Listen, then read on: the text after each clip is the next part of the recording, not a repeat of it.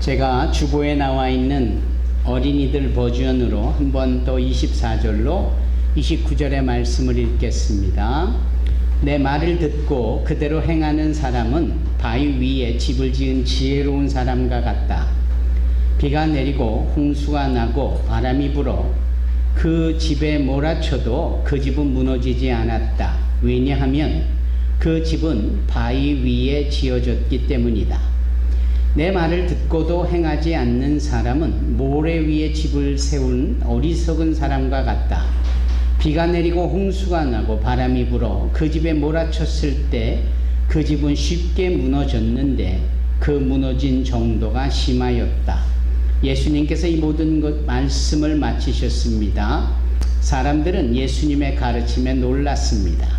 그것은 율법 학자들과는 달리 예수님께서 권위를 지닌 분처럼 가르치셨기 때문입니다. 아멘. 어제 우리 요란다와 그리고 레무엘 또 빅토리 그리고 아일린 그리고 존 이 5명의 우리 학생들이 어린이들을 위한 성경을 한 학기 동안 잘 마쳤고 저렇게 수료를 했습니다.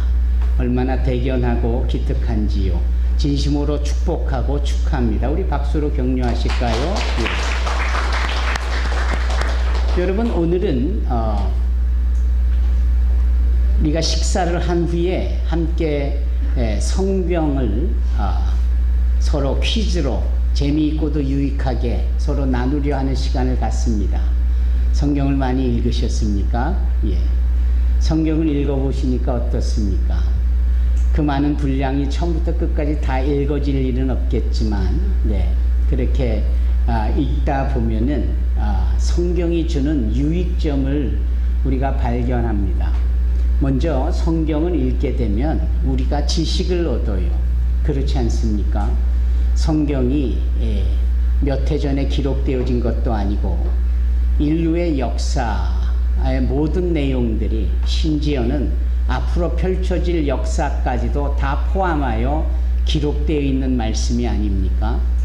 그래서 성경을 읽다 보면은 시대를 알고요. 성경을 읽다 보면 역사를 아는 겁니다. 이렇듯 성경은 우리에게 지식을 가져다 줍니다. 따라서 세상 학문이 줄 수 없는 지식을 우리가 성경에서 통전적으로 얻을 수 있게 되는 겁니다. 두 번째로 성경을 읽다 보면 성경은 우리에게 또 하나를 주는 것이 있는데 그게 바로 지혜입니다. 지식을 넘어 지혜, 그것은 얻은 지식을 삶에 적용하게 하는 방법을 말합니다. 따라서 성경을 읽다 보면 지혜가 우리에게 주어지고 우리가 지혜를 얻는데 이 지혜로 인하여서 우리가 처신을 어떻게 할 것인가, 살아가면서 겪는 여러 상황과 문제를 어떻게 돌파하고 어떻게 해결할 것인가에 대한 구체적인 방법들이 성경에 자세히 기록이 되어 있는 겁니다. 따라서 성경을 읽으면 지식을 얻는 것뿐만 아니라 지혜까지도 얻게 되어지는 겁니다. 그리고 세 번째로 얻는 것이 있습니다. 그 세 번째가 무엇인고 하면 바로 계시입니다. 계시, revelation, 계시입니다. 하나님의 말씀, 약속의 말씀인 거지요.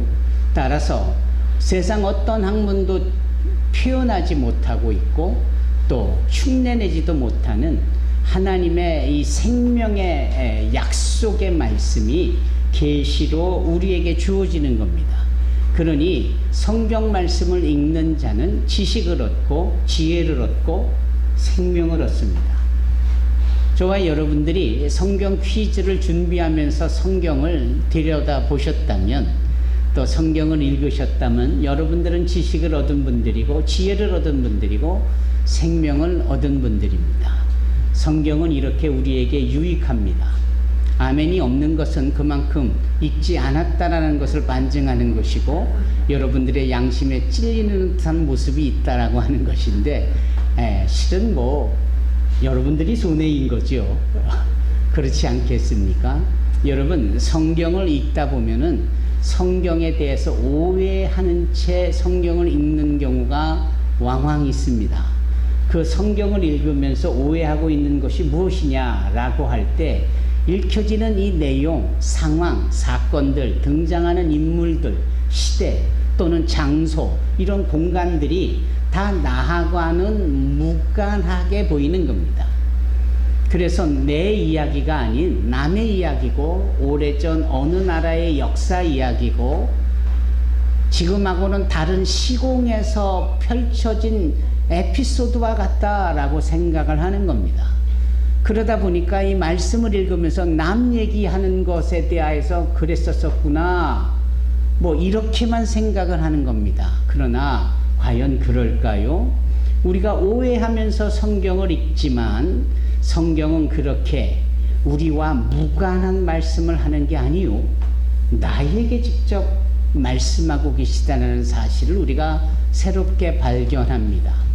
여러분, 이스라엘의 위대한 왕 다윗을 우리는 기억합니다. 다윗, 그는 하나님과 마음이 합한 자였고요, 그는 이스라엘을 최고의, 전에도 후에도 이와 같이 없을 만큼 정말 일치월장시킨 위대한 왕입니다. 믿음의 사람입니다. 예. 그런데 이 다윗도 인간인지라, 사람인지라 유혹 앞에 무너진 일이 있습니다. 그리고 그 유혹 앞에 무너져서 그게 죄를 짓게 만드는 결과로 얻게 됩니다. 그리고 그 죄의 결과로 끔찍한 일을 당하게 되는 상황입니다. 그런데 더 끔찍한 것은 뭐냐 하면, 자기가 유혹에 빠졌고 자기가 죄를 졌고 끔찍한 죄의 결과를 직면하게 되고 있는 당사자인 다윗은 정작 그 어려운 심각한 상황을 인지하지 못하는 거예요. 그래서 하나님께서는 나단이라는 선지자를 다윗 왕에게 보내십니다. 그리고 나단 선지자의 입술을 통하여서 유혹에 빠지고 죄를 짓고 그 자체도 모르고 있는 이 다윗을 엄히 경각심을 불러일으켜 주십니다. 그 내용이 구약성경 사무엘하 12장에 고스란히 기록이 되어 있는데, 여기 나단 선지자가 다윗 앞에 서서 이런 이야기를 합니다. 왕이시여, 저 성에 온갖 것을 다 가지고 있는 큰 부자가 살고 있습니다. 그는 모든 것이 풍족하리만큼 헤아릴 수 없는 많은 양과 짐승과 재산을 가지고 있는 풍족한 부자였습니다. 반면에 그 성에 정말 찢어지게 가난하게 살고 있는 한 사람도 있었는데, 그에게 주어진 것은 어린 양 새끼 한 마리였습니다. 이 가난한 자는 달랑 이 어린 양 새끼 한 마리를 품에 품고 자식처럼 키웠고, 함께 집안에 머물렀고, 심지어 먹는 것도 함께 먹을 만큼 하나밖에 없는 그 양 새끼를 정말 딸처럼 귀하게 키웠습니다. 어느 날 그 성에 외부에서 온 한 게스트가, 손님이 입성을 했는데, 당연 이 부자를 만나러 온 게스트입니다. 그러면 이 부자가, 헤아릴 수 없을 만큼 많은 것을 지닌 이 부자가 찾아온 이 게스트를 위하여서 풍성한 음식을 해야 되겠고, 당연히 그 음식에 필요한 식자재를 자기가 가지고 있는 짐승으로 택하여야 하거든. 이 부자는 이 가난한 어린 양 새끼 한 마리를 뺏어다가 그 양 새끼를 잡아 죽여 요리를 하여서 게스트를 대접했습니다. 이 말이 끝나기도 무섭게 다윗이 화를 내고, 그런 쳐 죽일 놈이 어디 있느냐고, 그는 당장 죽어야 마땅하다고 소리를 질렀습니다. 바로 그때 이 나단 선지자가, 왕이여, 그 자가 바로 당신이요 라고 엄히 꾸짖으며 말을 했습니다. 당신이 왕으로서 도대체 뭐가 부족하기에 우리아의 장수의 아내를 탐하고 그 죄를 짓고도 그 남편인 우리야에 대하여서 염려하며 그를 전쟁터 맨 앞에 적군의 화살에 맞아 죽도록 1급살인 계획적인 죽음을 맞이하게 하고, 이렇게 버젓이 그 잘못도 모르는 채 있단 말이요, 왕 당신이 바로 그 쳐죽일 놈이요, 이렇게 얘기가 된 겁니다. 여러분, 다윗이 나단 선지자의 말씀을 들을 때 그게 남 얘기인 줄 알았어요. 다른 곳에서 벌어진 다른 사람의 이야기인 줄 알았다니까요. 그러니 이렇게 분기탱천하지, 화를 버럭내는 것 아닙니까? 그때 바로 나단 선지자가 왕이요, 그 자가 바로 당신이라고 말할 때 다윗이 이 말씀이 죄 지은 나를 숨기고 미련하게 그 의미조차 모르고 있는 나에게 주시는 하나님의 말씀이구나 라는 사실을 알게 됩니다. 그래서 그가 하나님 앞에 납작 엎드리게 되고 회개하게 되고, 그가 기록한 말씀이 시편 51편 아닙니까? 주의 영이 내게서 떠나지 마시옵소서 라고 처절히 통곡하면서, 이 사건 하나만 보더라도 바로 오늘날 우리가 하나님의 말씀을 읽으면서도 남의 이야기 읽듯하는, 하나님의 말씀을 대하면서도 다른 장소와 공간에 그냥 있는 이야기 정도로만 생각한다 말입니다. 아닙니다. 아닙니다. 아닙니다. 이 모든 말씀은 하나님께서 나에게, 여러분들에게, 각자에게 주시는 말씀입니다. 오래전 역사, 시공이 다른 곳에서 벌어진 일이나 그 사건과 상황을 통하여 오늘 2023년을 사는 우리에게, 우리 각자에게, 나이가 어린 자녀들로부터 연세가 많은 황혼기에 있는 은빛 선교 회원들 모두 각자 개인에게 그 심장의 폐부를 밝히고 양심을 찌르는 경각심을 불러일으키는 하나님의 말씀이라는 사실입니다.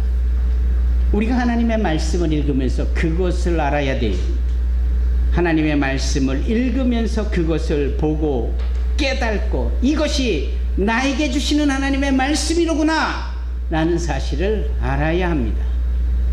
두 번째, 우리가 하나님의 말씀을 읽으면서 또 하나 오해하고 있는 것이 있는데, 그것이 뭐냐면 하나님의 말씀이 너무 이상적인 거예요.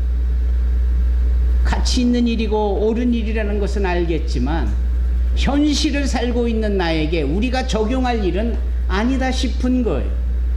따라서 어디까지나 이것은 저 이상적인 이야기일 뿐 현실과는 너무 동떨어져 있다, 현실적이지 못하다, 이 현실에 적용하기에는 너무 어렵다 라고 말하는 겁니다. 아니, 어떻게 요즘 같은 세상에 오리를 간다고 글쎄 선뜻 가지고 더 나가서 심리까지도 가질 수 있겠느냐?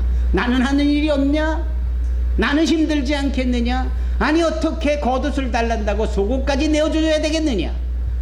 아니, 요즘 세상이 어떤데 오른뺨을 때렸는데 글쎄 웃으면서 왼뺨까지도 돌려댈 수 있겠느냐? 그거는 현실을 모르는 이야기다 라고 말하게 되는 겁니다. 여러분, 똑똑하다고 자부하는 여러분 그렇게 생각하지 않습니까? 여러분, 합리적인 것을 말하고 MZ세대들 잘 들어보십시오. 현실적인 것에 대하여서 그런 것이 아니다라고 자신있게 말하는 젊은 세대들 한번 보십시오. 뭐 기성세대는 다를까요? 똑같죠. 누구에게나 다 자기 나름대로의 삶을 이해하고 적용하는 이론이 있잖아요. 자기만의 스타일이 있잖아요. 그것이 내 안에 꽉 있는 동안만큼은 하나님의 말씀을 읽으면서도 하나님의 말씀이기는 하나 나의 현실하고는 너무나 다르다라고 이야기하는 겁니다. 안 그렇습니까? 예. 아니, 비즈니스를 하면서 어떻게 고지곳대로 다 공의와 정의를, 그리고 반듯하게 일을 처리하면서 언제 이익을 낼 수 있으며 언제 떼돈을 벌 수 있겠느냐, 이게 대부분 사람들의 생각이잖아요. 그게 자기들만의 이론이 있는 겁니다. 이 이론이 만들어낸 시스템이 얼마나 악한지 몰라요. 여러분, 그렇지 않습니까? 여러분 적자생존이라고 들어보셨잖아요. 적자생존. 네. 그것은 힘 있는 자가 약한 자들을 짓밟으며 잡아먹으며 마치 양육강식처럼 그렇게 힘 있는 자만 살아남는 것이 적자생존의 논리요 이론입니다. 네. 그게 만들어낸 게 나치즘이에요. 히틀러의 나치즘이 바로 그것입니다. 그래서 독일 사람들이 최고로 우선적이고 자기네들이 보니 저 유대인들은 정말 생존하기에 불필요한 존재다라고 비하하면서 그로 인하여서 유대인 학살 600만 명을 일으킨 홀로코스트의 장본인은 루돌프 아돌프가 말한 나치즘이 바로 그런 논리로 이론으로 시작이 된 겁니다. 그 시스템이 얼마나 악합니까? 그렇지 않습니까, 여러분? 마르크스주의가 공산주의의 토대가 됐습니다. 그 마르크스주의는 소위 계급투쟁이라는 것으로 너무나도 잘 알려진 이론, 그러니까 변증법적 유물론을 근간으로 해서 만들어낸 이 이론이 바로 마르크시즘, 마르크주의입니다. 그게 공산주의의 토대가 됐습니다. 공산주의가 얼마나 악합니까? 여러분, 이론과 존재하는 논리들이 만들어낸 이 시스템이 있는 한, 그리고 그것이 옳다라고 여기는 한, 하나님이 주실 말씀을 현실적으로 받아들일 준비가 안 되고 안 듣겠다고 손사래를 치는 겁니다. 사도행전 7장에 보면 그 유명한 스데반 집사, 사도가 아니었어요. 스데반 집사였어요. 이 집사님인 스데반이, 아니 하나님이 어떻게 유대인들만의 하나님이냐, 아니 하나님이 어떻게 예루살렘에만 계시는 하나님이냐, 아니 우리의 믿음의 조상 아브라함이 저 갈대아 우르에 있을 때 그 우리의 조상 아브라함에게 하나님이 뭐라고 하셨느냐, 너는 너의 본토 친척 아비집을 떠나 네게 지시할 땅으로 가라, 그리할 때 내가 너에게 복의 근원이 되라. 이 말씀하시는 하나님이 갈대아 우르에 있었던 아브라함에게 말씀하셨다면, 하나님은 예루살렘만 계신 곳이 아니라 그 갈대아 우르에도 계셨지 않느냐? 우리가 너무나도 강력하게 믿고 따르는 율법을 기록한 모세, 하나님이 그를 만나 주신 곳이 어디냐? 예루살렘이냐? 아니지 않느냐? 저 이집트 아니었느냐? 호렙산 떨기나무 가운데 임하신, 그러면 하나님은 예루살렘만 계시는 거냐? 이집트에도 계시고 산 위에도 계시고 심지어는 떨기나무 가운데도 계실 수 있는 분이 하나님이신데 왜 그런 하나님을 꼭 여기에만 있다라고, 왜 그렇게 너희들의 논리를 펼치느냐 라고 강력하게 주장한 사람이 스데반 집사 아니에요. 그 내용이 사도행전 7장에 고스란히 있지 않습니까? 그랬더니 이 이론으로 인하여서 자기네들의 기득권과 이론으로 인하여서 이 시스템을 만들어낸 바리새인들과 유대인 서기관들, 이 제사장들이 다 분기탱천하면서 소리를 지르며 스데반 집사의 소리를 압도하려 하지만, 이 스데반 집사의 소리는 물리적인 소리를 넘어서 영혼을 꿰뚫는 하나님의 말씀이기에 그들이 견딜 수가 없기에 그들이 나중에는 할 수 없이 돌을 들어서 말하고 있는 스데반을 돌로 쳐 죽이지 않습니까? 자, 우리 안에 우리의 시스템, 우리 안에 나만의 고집, 우리 안에 내가 갖고 있는 상식, 나의 삶 속에 내가 만드는 나의 이론, 나의 방식, 이게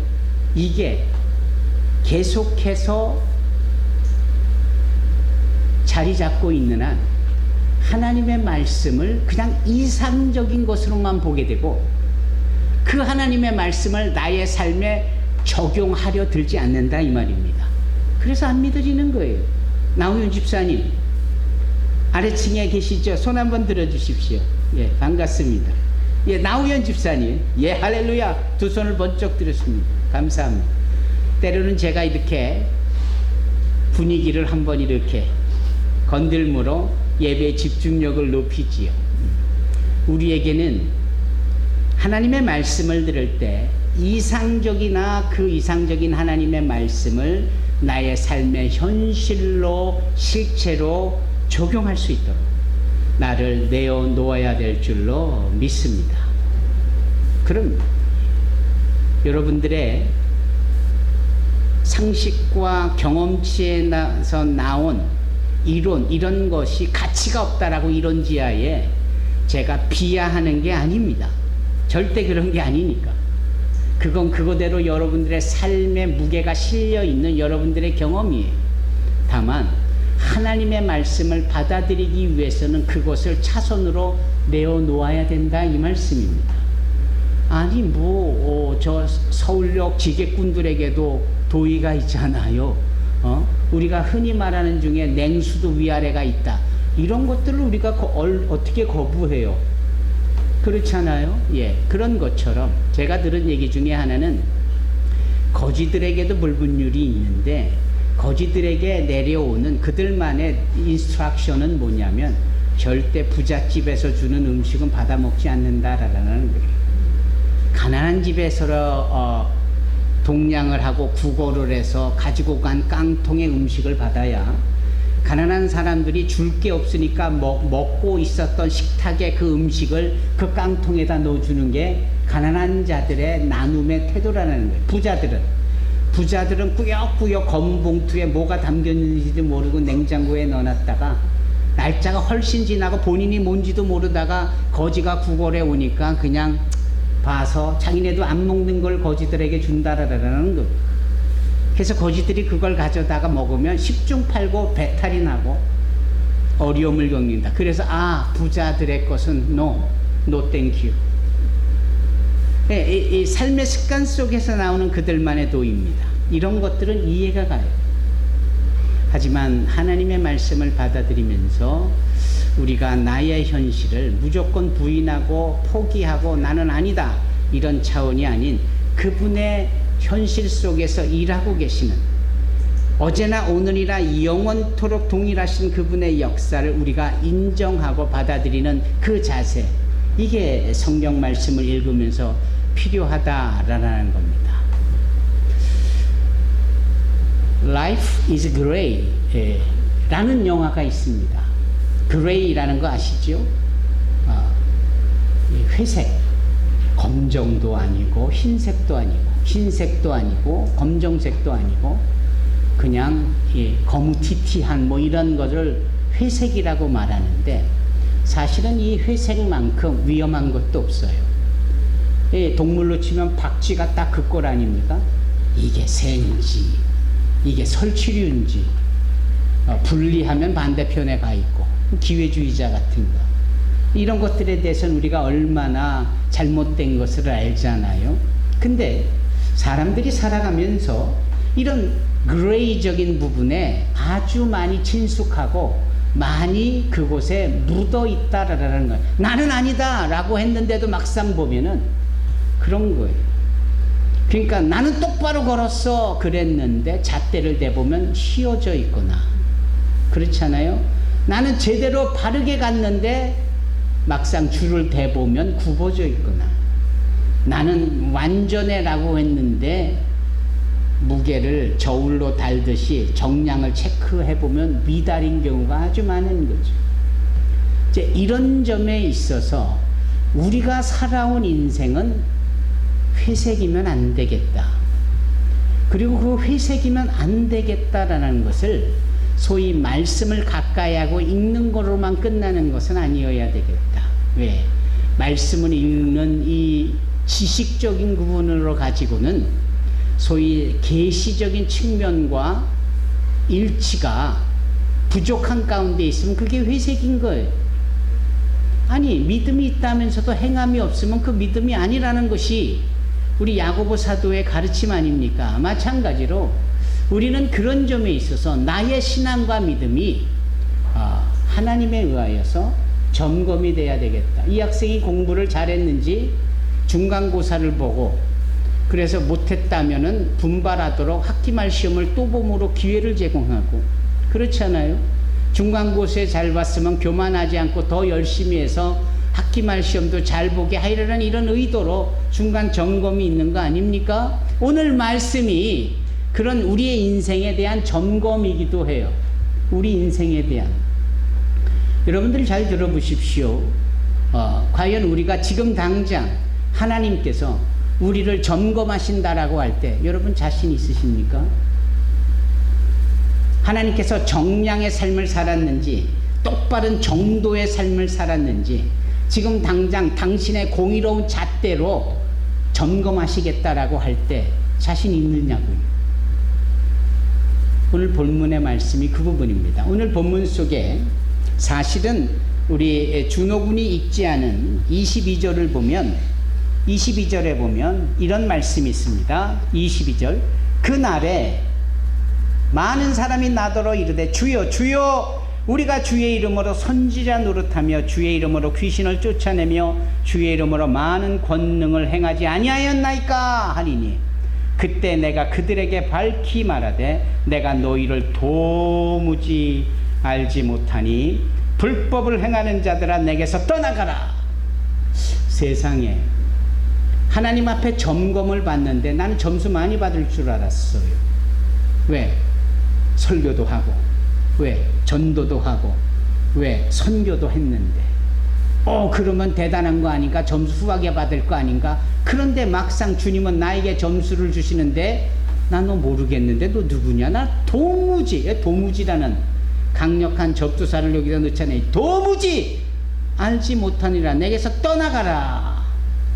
강력한 경각심을 주는 말씀인 겁니다. 우리는 후한 점수를 받을 줄 알았는데 하나님의 우리에 대한 평가는 그렇지가 않은 거예요.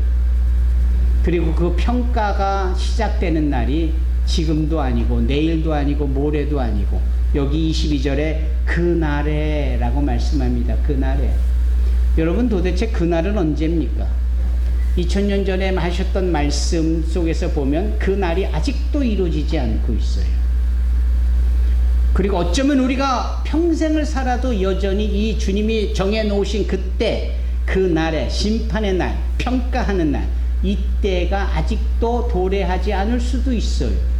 다만 가능성은 얼마든지 있기에 잠재적으로 얼마든지 열려 있기에 우리는 정신이 번쩍 들어야 되고 우리는 하나님의 말씀을 제대로 지식으로 지혜로 계시의 말씀으로 받아서 그 말씀이 요구하는 대로 그 다윗처럼 우리는 반응을 보여야 하고 그 말씀의 요구대로 우리는 순종하며 살아야 하는 겁니다. 그 날이 언제인지는 아무도 모르죠. 여러분 우리 김준호 군이 읽은 말씀 24절부터의 말씀은 그 전에 22절에도 연계가 되어 있지만 그 앞전에 15절부터 보면 결국은 나무와 열매에 대한 말씀의 연장선이에요. 여러분 배나무가 있고 사과나무가 있는데 그를 그냥 바로 나무를 보고 이게 배나무다 이게 사과나무다 라고 구별해낼 사람은 많지 않을 겁니다. 그런데 계절이 되어져서 사과가 열리는 사과나무를 보면 이게 사과나무라는 것은 다 알아요.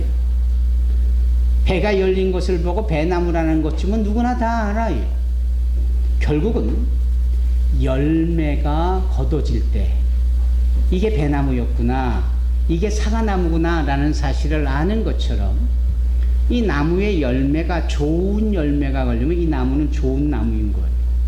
반면에 이 나무에 나쁜 열매가 걸리면 이 나무는 나쁜 나무입니다. 다만 좋은 나무인지 나쁜 나무인지는 처음부터 잘 몰라요. 우리 시아빠는 압니까? 뭐가 좋은 나무인지 뭐가 나쁜 나무인지 아냐고요. 몰라요. 결과를 보니까 열매를 보니까 아는 겁니다. 그러면 과연 우리가 하나님 앞에 인정되어질 좋은 열매를 맺는 인생이냐? 이게 지금 우리에게 경각심을 주는 말씀이잖아요. 그리고 알다시피 열매가 하루아침에 맺는 열매가 어딨냐고요. 그렇잖아요. 예. 좋은 열매일수록 많은 시간이 요구되어지는 것쯤은 우리가 압니다. 여러분 열매는 어쩌면 우리 인생 전체를 요구하고 있는지 몰라요.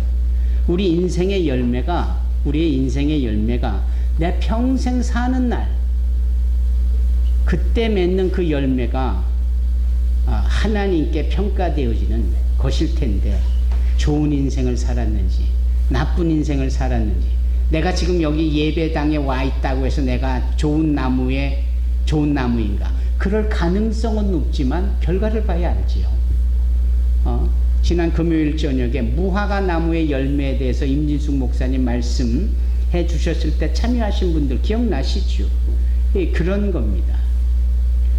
조나단 에드워드라는 아주 유명한 설교사요 부흥사가 계세요. 그분은 미국 동부 쪽에 보스턴이나 뉴욕이나 이쪽에서 아주 탁월하게 영향을 끼친 분이세요. 이 조나단 에드워드가 소천한 후에 오랜 시간이 지났고 200년쯤이 지난 때에 어느 방송국에서 그 조나단 에드워드의 삶을 조명하면서 조나단 에드워드 목사의 그 열매들을 자녀들, 자손들을 통해서 쭉 확인을 해보는 겁니다. 확인을 해봤는데 자녀의 수가 765명이에요. 자손들이 쭉 765명. 그 중에 350명 정도가 목사들이에요. 남은 50% 중에 또 반인 250명이 대학 교수예요. 나머지 250명 중에 30%니까 한 90여 명 정도가 대학교의 총장이에요. 25명 정도가 크리스찬 작가들이고요. 그리고 국회의원도 12명이나 있고, 그리고 바이스 프레지던트 부통령도 그 가문 속에 하나가 있고. 그러면 보십시다. 조나단 에드워드가 목사로서 자기에게 주어진 삶을 헌신을 다하여 살 때에 자신의 삶 속에 그것이 촉발이 되어지고 촉진이 되어져서 이렇게 많은 귀한 좋은 열매가 맺어질 것에 대해서는 기대를 했는지 못했는지는 우리가 알 바 아니지만 그 열매를 보니까 결코 부인할 수 없는 좋은 열매들이 많이 맺잖아요. 우리 산소망교회가 거듭거듭 강조하는 게 신앙의 가문을 세워가자, 믿음의 명가를 세워가자 이겁니다. 철없는 자녀들하고 함께 따분하고 지루하면서 장난치고 꼼지락거리는 아이들을 옆에 두고 예배드리는 게 어려운 거 알아요. 그러나 그게 다 열매로서 가능성이 있는 것들이고 그런 것들이 우리에게 꼭 필요한 내용들입니다. 사랑하는 성도 여러분, 오늘 우리는 본문의 말씀을 봅니다. 이 본문의 말씀, 이 반석 위에 집을 짓는 사람, 지금도 늦지 않았다 이야기입니다. 언젠가는 그 날에 우리의 삶을 평가하실 때가 있을 텐데 난 도무지 너를 모른다라는 이 끔찍한 상황에 처하지 않으려면 지금 당장 정신 번쩍 차리고 지금부터라도 나의 삶의 기초석을, 나의 삶의 반석을 그분께 믿음으로 세워야 되고 나의 인생의 집을 지어야 하는 겁니다. 지금도 늦지 않아요. 얼마나 늦지 않으면은 십자가의 한편에 있는 강도도 낙원에 있게 되어진 상황을 보면서 예수 그리스도를 믿는 믿음, 그분의 말씀을 우리의 삶의 인생의 집을 짓는 기초로 반석으로 세우고 둔다. 이 부분은 지금 우리에게 요구되어지는 하나님의 말씀입니다. 오늘 이 아침에 저와 여러분들이 나눈 이 말씀이 지식이었을까요? 지혜로웠을까요? 계시였을까요? 아마 계시가 70%이요, 지혜가 20%이요. 10% 예를 들면 조나단 에드워드라든지 무슨 마르크스주의라든지 무슨 적자생존이라든지 이런 거는 그냥 지식적인 거예요. 실제적인 가장 강력한 계시는 뭐냐? 지금 당장 우리의 남은 인생의 지부의 기초를, 반석을 예수의 말씀에 두자라는 겁니다. 그래서 홍수가 나고 비바람이 몰아쳐도 끄떡없는 그 인생, 하나님께 인정되어지는 그런 인생이 되기를 주님의 이름으로 축원합니다. 여러분, 스포츠인 테니스를 여러분 잘 아시죠? 탁구도 마찬가지겠고, 주거니 받거니 하나님께서 서브를 통하여 당신의 말씀을 우리 코트에 보내주세요. 그럼 리시브를 해야 되잖아요. 받아 넘겨야 하잖아요. 그 받아 넘기는 이 순종이 그 테니스의 게임, 하나님과 우리 사이의 게임이 되면서 이것이 재미도 있고 이게 유익도 하고 하나님과의 파트너십을 이루면서 우리의 인생을 가치 있게 여기게 되어진다. 오늘 1월 15일 하나님께서 이 시간 우리에게 주시는 이 말씀에 여러분들은 어떻게 리시브를 하시겠습니까? 어떻게 받아치시렵니까? 그것은 전적으로 여러분들의 결정과 여러분들의 태도와 여러분들의 자세에 달렸습니다. 말씀을 전하는 것까지 제가 하나님과의 테니스 경기 중에 리시브를 한 것이군요. 그분은 또 다른 볼을 저에게 넘겨주실 것인데 여러분들이 하나님과의 이 경기를 통하여서 이 종을 통하여 주신 볼을 잘 받아 그분께 넘기기를, 그래서 반석 위에 집을 지은 자들과 같이 지혜로운 자들이 되기를 주님의 이름으로 축원합니다. 기도하겠습니다.